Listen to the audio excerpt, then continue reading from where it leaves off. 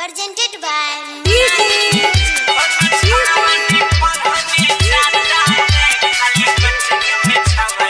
अमर सीतामढ़ी अमर सीतामढ़ी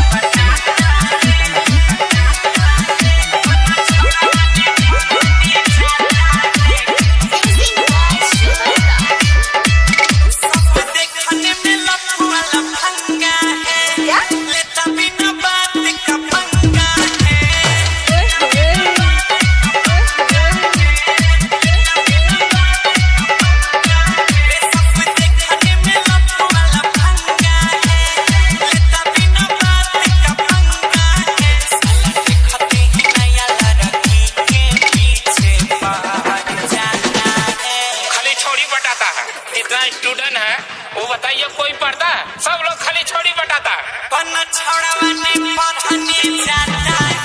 खाली कोचिंग में छावल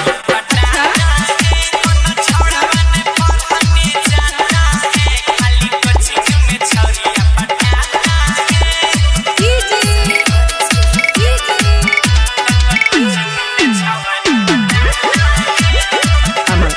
सीतामढ़ी अमर सीतामढ़ी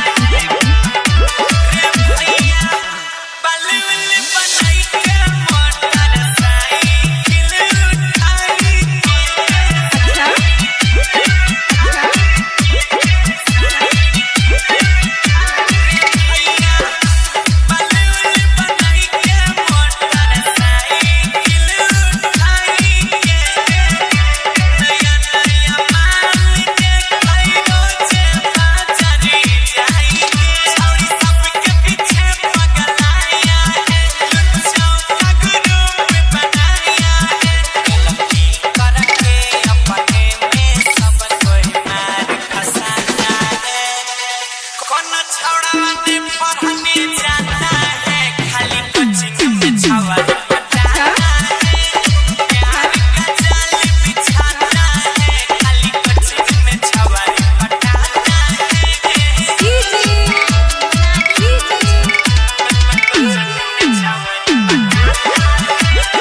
अमर सीतामढ़ी अमर सीतामढ़ी